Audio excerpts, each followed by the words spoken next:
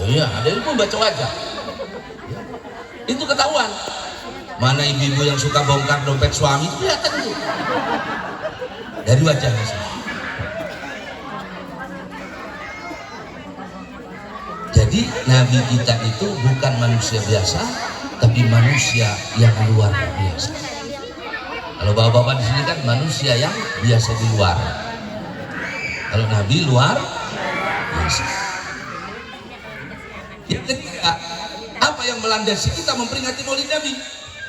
Al-iqtida wal mutaba'ah. Dalam rangka kita mengikuti, mencontoh, berusaha sekuat kita mengikuti Nabi. Nabi ditanya, ya Rasulullah, siapa orang yang paling dekat di akhirat nanti denganmu ya Rasulullah? Yang banyak sholat? Bukan. Yang banyak puasa? Bukan. Yang paling banyak menjalankan sunnah. Yang paling banyak menjalankan sunnah. Maka dia orang yang paling dekat posisinya dengan Nabi di akhirat. Kita teriak-teriak Maulid Nabi, ya Rasulullah, kami cinta kepada Nabi. Sholat subuh kesiangan. Mau diakui umat Nabi? Kita teriak-teriak, ya Rasulullah, kami umatmu ya Rasulullah. Tapi kita tidak pernah sholat qobliyah atau ba'diyah, tidak pernah sholat rawatib. Ngaku umat Nabi? Belah mana? Paling tidak setiap kali kita memperingati Maulid Nabi, tanamkan satu hal dalam hati kita. Allahumma ya Allah, mulai besok saya akan menjalankan sunnah Nabi sekuat sebisa saya. Saya nggak bisa sholat duha ya Allah, tapi kalau ba'diyah maghrib, ba'diyah isya, qobliyah subuh, qobliyah duhur, ba'diyah duhur, saya bisa ya Allah. Saya akan berusaha melakukan. Nanti diaku sama Nabi. Kita akan bablas mulu dan tiap tahun makin hari jauh sama.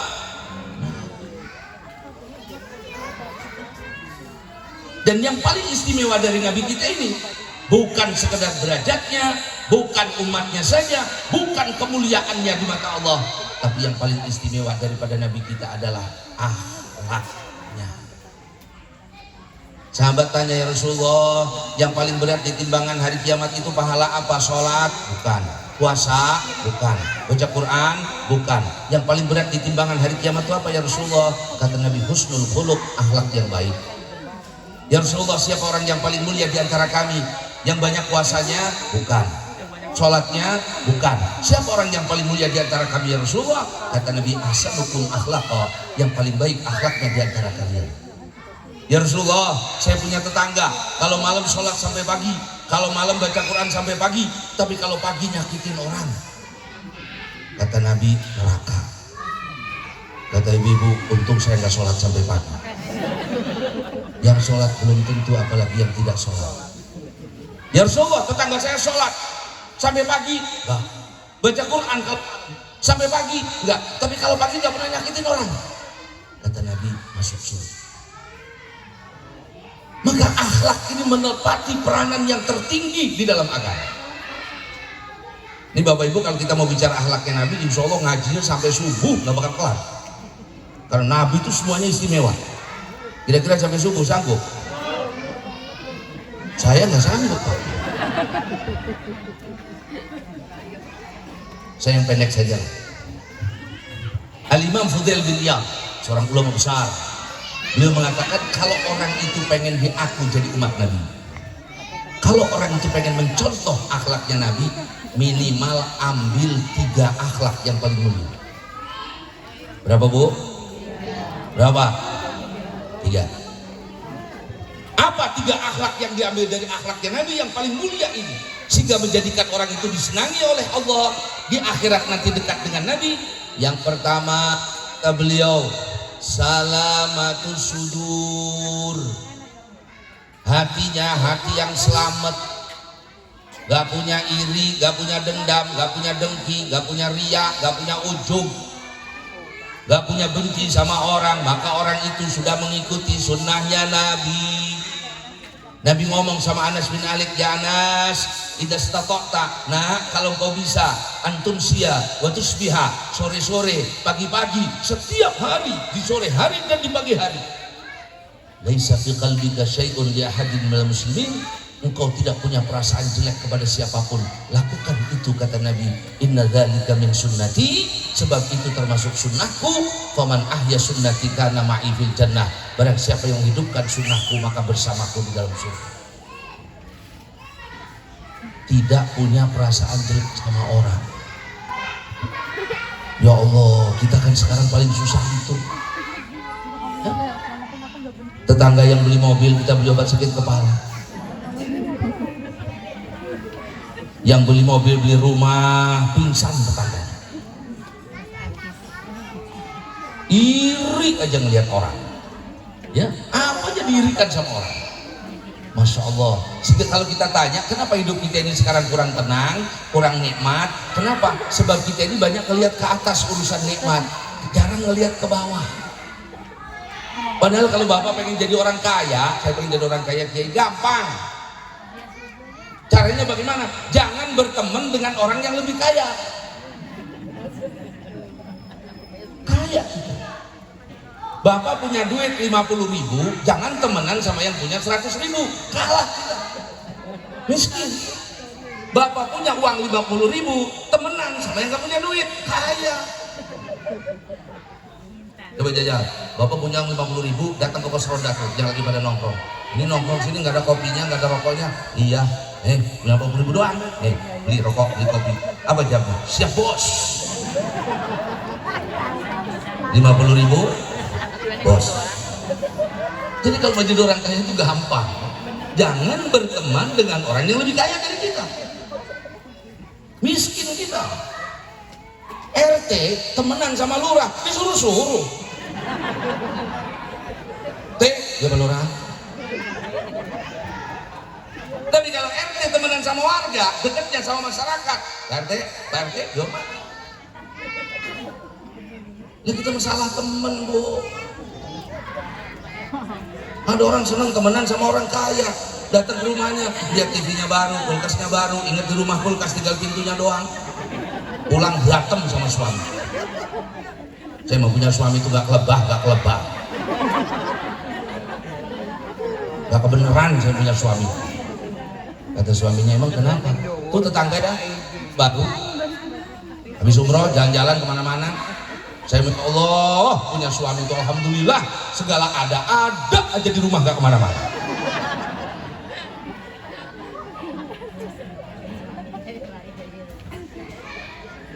Padahal Masya Allah, Bu, ya, itu yang akhirnya hidup kita tuh nikmat. Kenapa?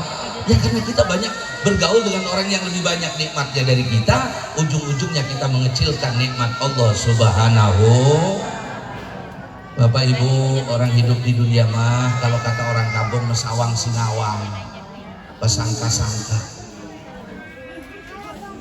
Tukang ojek ngomong sama tukang bakso, kata tukang ojek yang enak ke tukang bakso.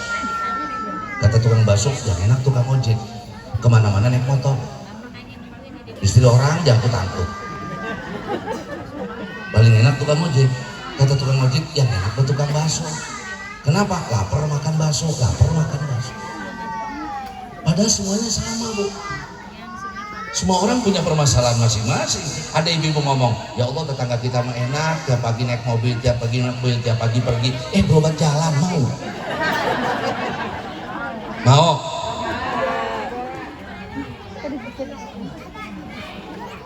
Yang enak mah kayak jadi ustadz. Enak apa? Sama saja kayak bapak-bapak. Enaknya apa? Jadi gaya enak. Ya enak, Bu. Saya ceramah disodorin kayak gini kan makannya di mana? Sudah tahu saya ceramah disodorin makanan coba. Oh iya. Mas saya ngomong sambil makan.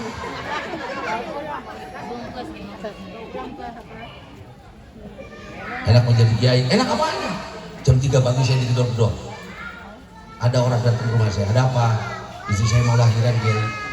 Dari Isya sudah mulus tapi gak lahir-lahir. Tolong minta air. Saya bilang, mas, itu istri siapa? Istri saya. Yang bikin hamil siapa? Saya. Urusannya sama saya apa? Yang urusan saya itu kenapa kamu gedor-gedor rumah saya jam 3?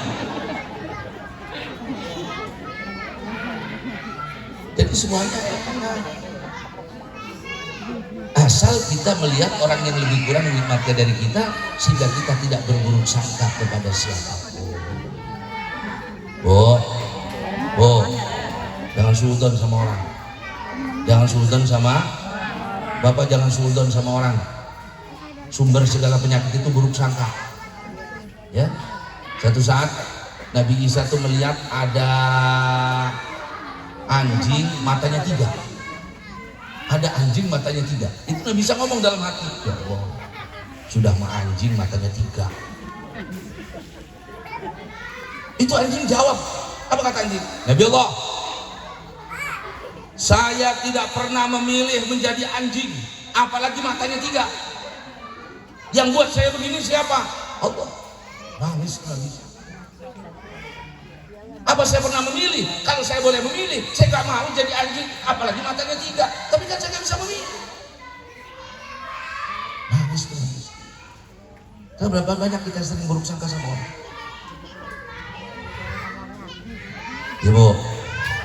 Ibu, ya Pak, jangan buruk sangka sama orang. Kata Nabi, seorang mukmin itu selalu mengikuti udzur. Fa innal mu'min tatabu'ul ma'adir. Orang mukmin itu selalu mencari udzur. Si fulan itu kemana ya, jarang ke mushola. Oh, mungkin dia lagi sibuk apa, orangnya ada kok di rumah. Oh, mungkin istrinya sakit, istrinya lagi senam. Oh, mungkin anaknya sakit, anaknya sepedaan. Oh, mungkin dia punya alasan yang kita tidak perlu tahu.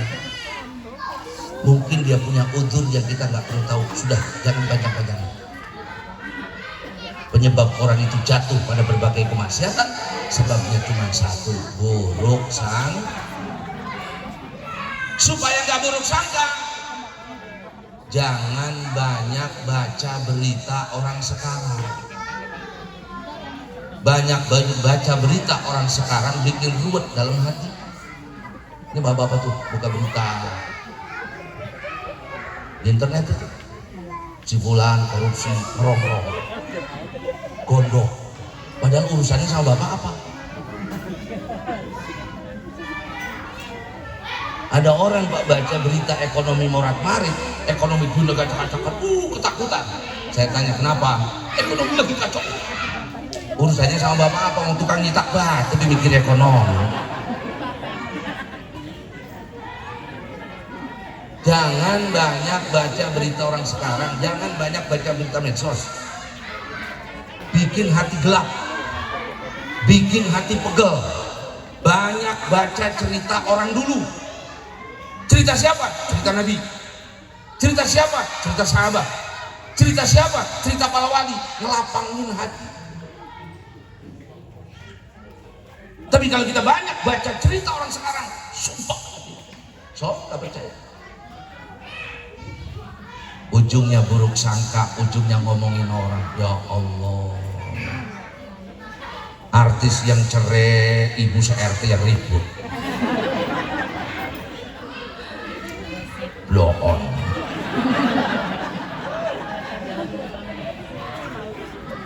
Gitu ya.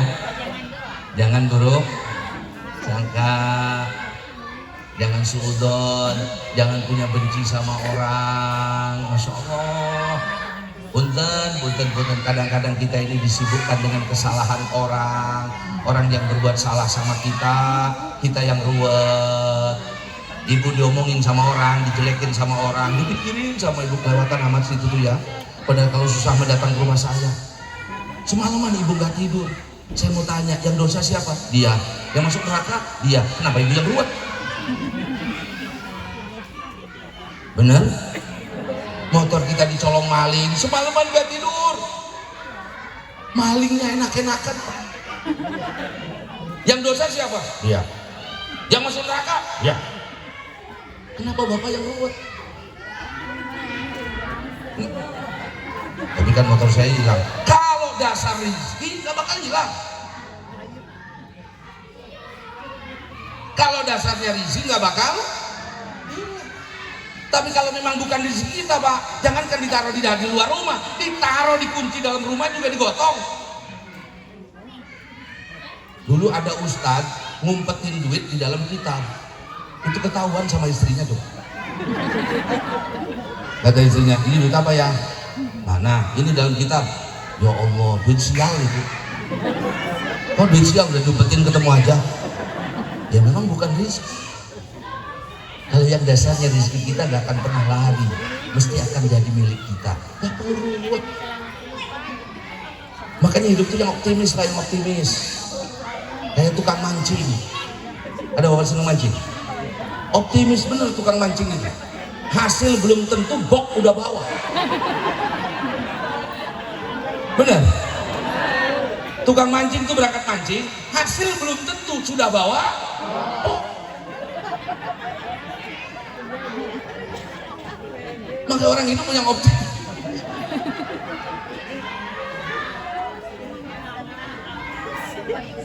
Ibu ya, ibu ya, jangan buruk sangka sama orang, jangan punya dendam sama orang, jangan disibukkan kita dengan kesalahan orang lain. Nabi disakiti sama orang, kata Nabi pernah ngomong sama sahabat, ada nggak diantara kalian itu yang seperti si Fulan?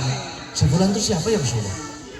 Si Fulan, kata Nabi. Emang si Fulan kenapa ya Rasulullah? Si Fulan itu setiap pagi hari dia ngomong, Allahumma ya Allah, kalau hari ini ada yang ngomongin saya, kalau hari ini ada yang menjelekkan saya, kalau hari ini ada yang memakan hak saya ikhlaskan, saya maafkan. Setiap hari dia begitu. Nggak bisa kita ini hidup di dunia tidak ada yang menyakiti, nggak bisa. Kata ibu, saya pengen hidup tuh di dunia tenang, nggak diganggu sama orang. Kalau begitu ibu bertetangga sama orang mati.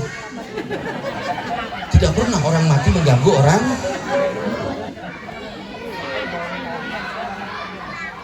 Manusia mah nggak ada yang sempurna. Gak bisa kita nyari orang yang sempurna, yang gak ada kesalahan, gak ada kekurangan. Tidak ada. Yang sempurna itu cuma rokok. Yang sempurna itu cuma mesti ada kurangnya. Ngapain kita ributkan yang kurang? Ngapain kita pikirkan yang kurang? Toh yang lebih banyak kok. Tetangga saya itu memang orangnya pelit, tapi Masya Allah orangnya ramah. Ya sudah lihat ramahnya. Di rumah tangga juga begitu Bu. Jangan cari kekurangan suami, mesti punya kekurangan. Jangan cari kekurangan istri, ya mesti punya kekurangan. Ya alhamdulillah Kiai, suami istri saya itu orangnya sabar, ngurus anaknya telaten, ngurus rumah telaten, walaupun cocotnya itu gak beres. Ya tapi kan yang lainnya beres. Suami saya itu Kiai, alhamdulillah orangnya tanggung jawab, bekerja keras, menafkahi anak dan istri, walaupun orangnya pelit benar. Kalau ada yang lebih, kenapa kita sibuk memikirkan yang kurang? Benar, benar. Dua, maka satu, jangan punya perasaan jelek sama orang. Jangan punya dendam, jangan punya dengki, jangan punya iri, jangan punya benci sama orang. Itu orang yang paling dekat dengan Nabi di akhirat. Dua, sifat dan akhlaknya Nabi yang istimewa itu apa kata Fudhal bin Iyad? Akhlaknya itu sakawatun nufus, dermawan. Nabi dermawan Pak. Ada orang datang kepada Nabi, ya Rasulullah saya minta kambing, kata Nabi kasih dia kambing. Ada satu